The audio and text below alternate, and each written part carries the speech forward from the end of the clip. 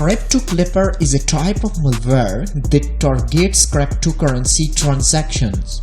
It works by intercepting the receiver clipboard data, typically during the process of copying a cryptocurrency wallet address. When a user intends to paste the wallet address for a transaction, the Clipper malware substitutes the intended receiver wallet address with the attacker's wallet address.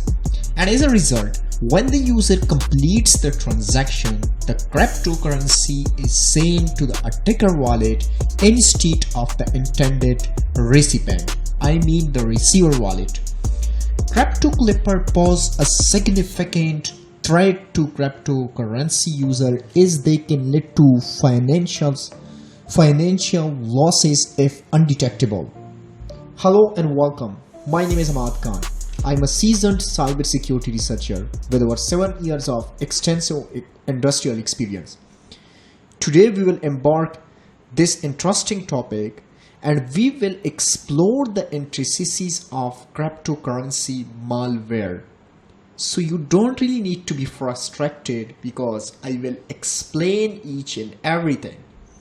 Basically, in this topic, I'm going to give you the demonstration of my crypto stealer that I have coded, and it supports Mac OS X and Windows operating system. You can visit Cybersecurity Revolution YouTube channel to watch this interesting topic, and to purchase the product, crypto stealer, you can visit cybersecurityrevolution.org and then you can click on shop now. Then you will be redirected to Cybersecurity Revolution shop. You can get bunch of product from cybersecurityrevolution.org and Crypto Stealer is one of them. So you have to click on Crypto Stealer. You will be redirected to the Crypto Stealer that can steal BTC, Ethereum, Litecoin, Monero and USDT TRC20. You can generate malware for Windows and Mac OS X. So let's get started. First of all, you have to open Crypto Stealer. It asking for the license. Of course, I have already done with the license. And now you can see here Crypto Stealer is successfully opened. So once you will open Crypto Stealer, you will see first interface for setting. You can see here we have browse icon button that will help us to choose icon for our output malware. We have persistent checkbox button that will help us to make our malware persistent. We have crypt button, a checkbox button that will help us to crypt our malware in order to make it undetectable. So to generate your malware for Windows, first you have to click on Windows button. Once you will click on Windows button, you will be redirected to the addresses. So what I'm going to do, I'm going to put any random wallet addresses and we'll see if we are able to replace it with the attacker wallet addresses or not. Alright, we got these random wallet addresses. So what I'm going to do, I'm going to put all these wallet addresses and we'll continue. Alright, you can see here I have successfully filled all these input boxes. The next button is for Mac OS X. If you want to generate malware for Mac OS X, you can fill these all input boxes. But for now, I don't want to try for Mac OS X, I want to try for Windows. Next option is of course about button. This is basically about the developer, about me, since I am the developer of this tool. And you can see here now you have finally setting option where you can browse your icon for your malware. So I will click on browse and then of course I can choose icon for my malware. It will be like this, and of course I want persistent, I want to crypt as well. And finally then I will click on build button. You can see here I will choose it like wallet and then I will save. You can see here it will generate malware. So I have to wait for this. Now you can see here Windows malware created successfully. So of course I will click on OK, and you can see here please check mac.py file and use Linux distribution to convert it into standalone Mac OS X application. So the command is given and the file is given. You can see here mac.py. You can convert it into Mac standalone application, so it will work for it. So I will OK, and of course I will close it. Remember, these addresses are the attacker addresses, and we will see how it's gonna replaced with the attacker addresses. So I will visit images and I will visit test. You can see here the file is of course cybersecurity.org, so I can rename it to wallet, and it's okay. So now what I'm going to do, I'm going to visit startup folder for persistent, and I will show you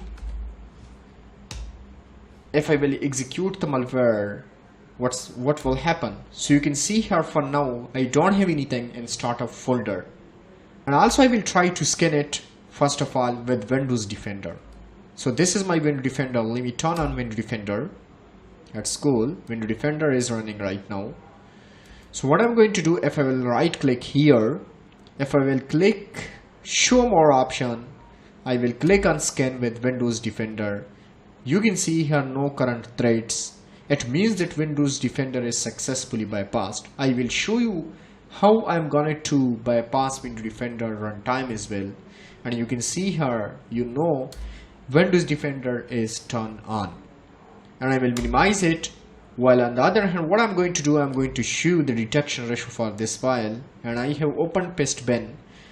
I assumed these addresses are the receiver addresses. It clean scan and order to scan the malware, I mean crypto-stealer, and I will show you the detection ratio. So of course I will log in to clean scan. I have successfully logged in to clean scan, and I will click on browse. And I will paste the location. I will hit enter. I'm so sorry. I will open it, and finally I will click on scan, and let's see how many antiviruses detects this particular file. Basically I'm going to show the detection ratio for this file. For now what I'm going to do, I'm going to minimize it. You can see her unable to scan it, of course. I'm so sorry. I will try duty scanner instead of clean scan since I don't have any credit. You can see her upload in progress, and I will show you how many antiviruses detects this file. Duty scanner almost support all major and popular antiviruses such as Avast, F-Secure, Bad Defender, and you can see here the rest of the antiviruses, Kaspersky. You can see here this file has successfully bypassed all antiviruses. It's fully undetectable. Now let me show you the execution. You can see here if I will right click and if I will click on open, let's see what will happen. While on the other hand, you can see here Windows Defender is turned on. Sorry guys, the first malware was not working since the Litecoin pattern didn't match. So right now I have created another malware. Now let me try to execute it. You can see here Windows Defender is turned on. What I'm going to do, while on the other hand you can see here in startup folder there is nothing. So I'm going to execute it. I will click on open. Let's see, you can see here nothing happened. It means that Windows Defender is successfully bypassed. You can see here Windows Defender is turned on.